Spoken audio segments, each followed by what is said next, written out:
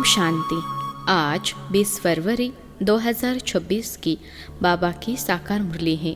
मुरली के महावाक्य है, मीठे बच्चे, तुम्हें कमाई का बहुत शौक होना चाहिए। इस पढ़ाई में ही कमाई है। प्रश्न है, ज्ञान के बिगर कौन सी खुशी की बात भी विघ्न रूप बन जाती है? उत्तर है, साक्षात्कार होना। यह है तो खुशी की बात, लेकिन अगर यथार्थ रूप से ज्ञान नहीं है तो और ही मूंझ जाते हैं। समझो किसी को बाप का साक्षात्कार हुआ, बिंदु देखा तो क्या समझेंगे? और ही मूंझेंगे। इसलिए ज्ञान के बिगर साक्षात्कार से कोई भी फायदा नहीं। इसमें और ही माया के विघ्न पड़ने लगते हैं। कईयों को साक्षात्कार का उल्टा नशा भी चढ़ जाता है। गीत है, तकदीर जगाकर आई हो। ओम शांति। मीठे मीठे रूहानी बच्चों ने गीत सुना। नयों ने भी सुना, पुरानों ने भी सुना, कुमारों ने भी सुना कि यह पाठशाला है। पाठशाला में कोई न कोई तकदीर बनाई जाती है। वहाँ तो अनेक प्रकार की तकदीर है। कोई सर्जन बनने की, कोई बैरिस्टर बनने की तकदीर बनाते हैं। तकदीर को एम ऑब्जेक्ट कहा जाता है। तकदीर बनाने बिगर पाठशाला में क्या पढ़ेंगे? अब यहाँ बच्चे जानते हैं कि हम भी तकदीर बनाकर आए हैं। नई दुनिया के लिए अपना राज्य भाग्य लेने आए हैं। यह राजयोग है ही नई दुनिया के लिए, वह है पुरानी दुनिया के लिए। वह पुरानी दुनिया के लिए बैरिस्टर, इंजीनियर, सर्जन आदि बनते हैं। वह बनते बनते अभी पुरानी दुनिया का तो टाइम बहुत थोड़ा रहा है, वह तो खत्म हो जाएंगे। वह तकदीर है इस मृत्यु लोक के लिए, यानी इस जन्म के लिए। तुम्हारी यह पढ़ाई है नई दुनिया के लिए। तुम नई दुनिया के लिए तकदीर बनाकर आए हो। नई दुनिया में तुमको राज्य भाग्य मिलेगा। कौन पढ़ाते हैं? बेहद का बाप, जिनसे ही वर्षा पाना है। जैसे डॉक्टर से डॉक्टरी का वर्षा पाते हैं, वह हो जाता है इस जन्म का वर्षा। एक तो वर्षा मिलता है बाप से, दूसरा वर्षा मिलता है अपनी पढ़ाई का। अच्छा, फिर जब बूढ़े होते हैं तब गुरु के पास जाते हैं। क्या चाहते हैं? कहते हैं हमको शांति धाम में जाने की शिक्षा दो, हमको सदगति दो, यहाँ से निकाल शांति धाम में ले जाओ। अब बाप से वर्षा मिलता है, टीचर से भी वर्षा मिलता है इस जन्म के लिए। बाकी गुरु से कुछ भी मिलता नहीं। टीचर से पढ़कर कुछ न कुछ वर्षा पाते हैं। टीचर बने, स्विंग टीचर यानी सिलाई टीचर बने, क्योंकि आजीविका तो चाहिए ना। बाप का वर्षा होते हुए भी पढ़ते हैं कि हम भी अपनी कमाई करें। गुरु से तो कुछ भी कमाई होती नहीं। हाँ, कोई कोई गुरु आदि अच्छी रीति पढ़कर फिर गीता पर भाषण आदि करते हैं।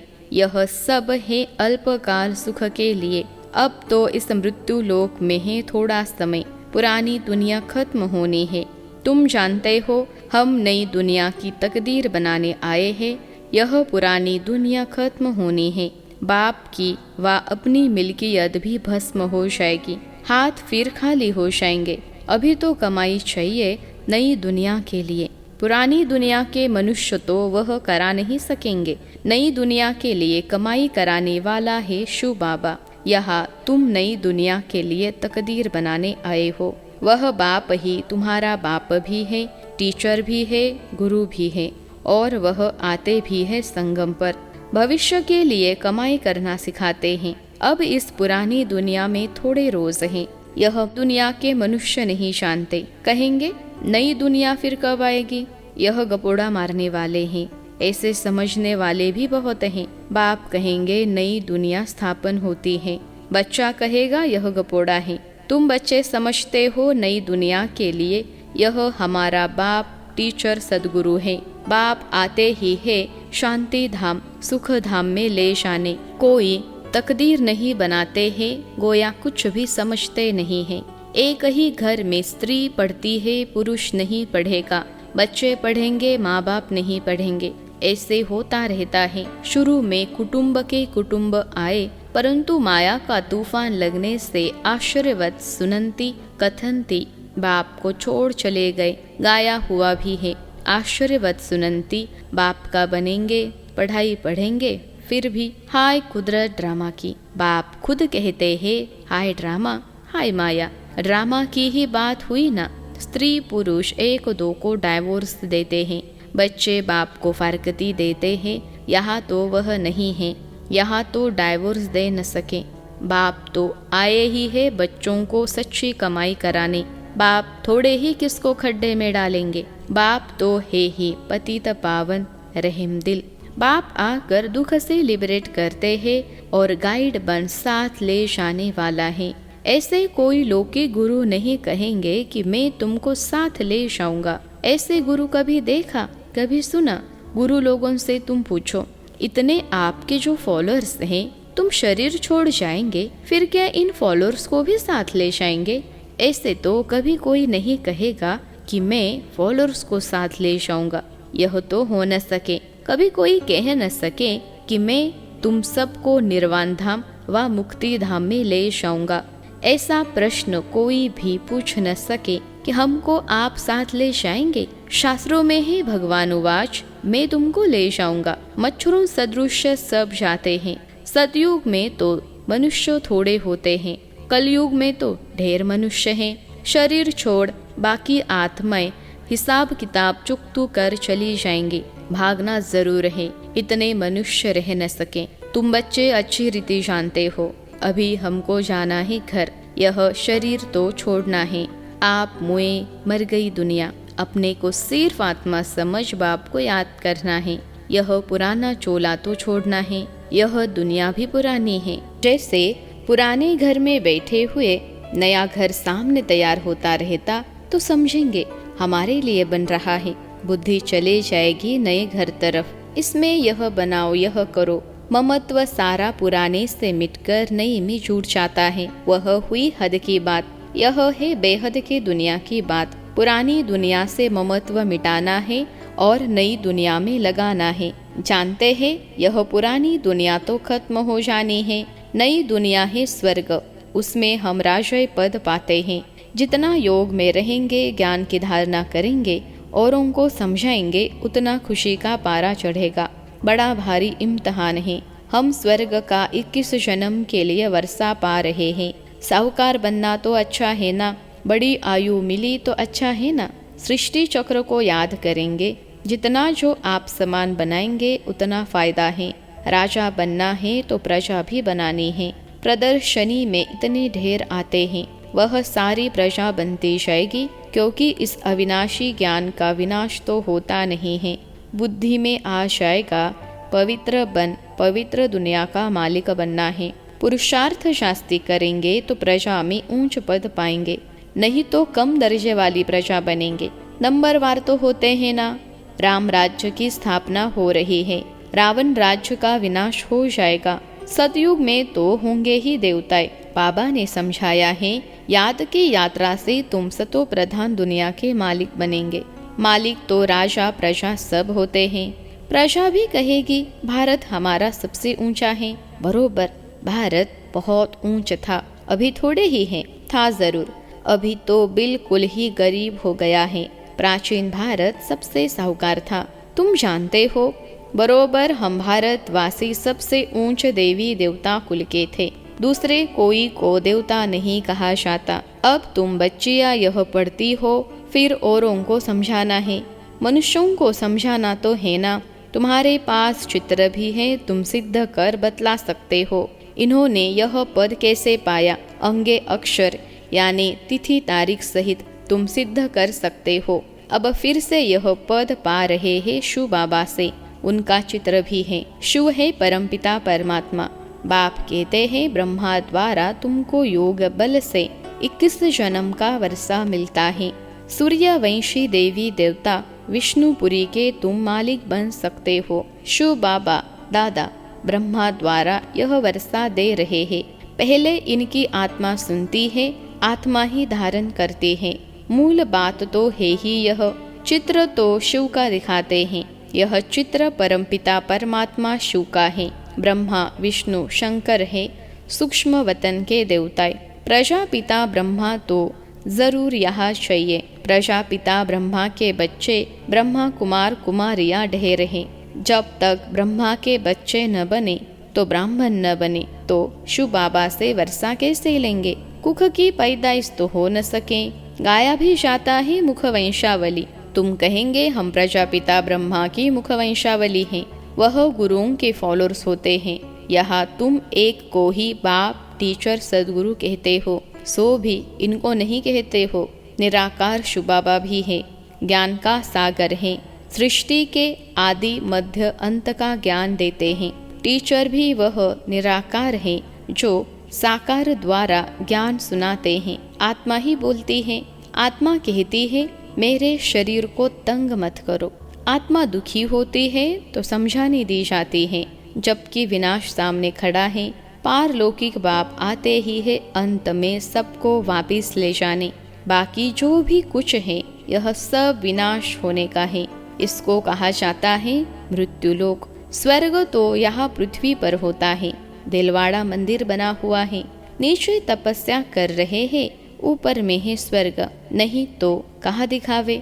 ऊपर में देवताओं के चित्र दिखाए हैं, वह भी होंगे तो यहाँ ना। समझाने की बड़ी युक्ति चाहिए, मंदिरों में जाकर समझाना चाहिए। यह शिव बाबा का यादगार है जो शिव बाबा हमको पढ़ा रहा है। शिव है वास्तव में बिंदी, परंतु बिंदी की पूजा कैसे की जाए, फल फूल कैसे चढ़ाए जाए, इसलिए बड़ा रूप बनाया है। इतना बड़ा कोई होता नहीं है।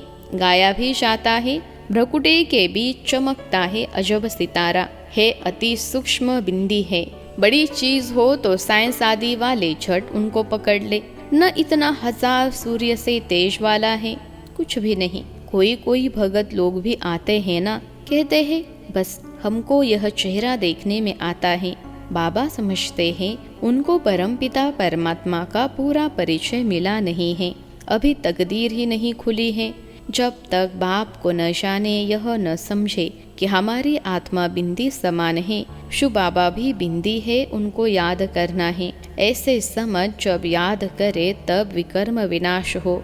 बाकी यह देखने में आता है, ऐसा दिखता वैसा दिखता, इनको फिर माया का विघ्न कहा जाता है। तुम बच्चे तो अभी खुशी से कहते हो कि हमको बाप मिला है। मनुष्य तो श्री कृष्ण का साक्षात्कार कर बहुत खुशी में डांस आदि करते हैं, परंतु उनसे कोई सद्गति नहीं होती। यह साक्षात्कार तो अनायास ही हो जाता है। अगर अच्छी तरह से पढ़ेंगे नहीं तो प्रजा में चले जाएंगे। साक्षात्कार का भी फायदा तो मिलना है ना। भक्ति मार्ग में बड़ी मेहनत करते हैं तब साक्षात्कार होता है। यहाँ थोड़ी भी मेहनत करते हैं तो साक्षात्कार होता है, लेकिन फायदा कुछ नहीं। श्री कृष्णपुरी में साधारण प्रजा आदि जाकर बनेंगे।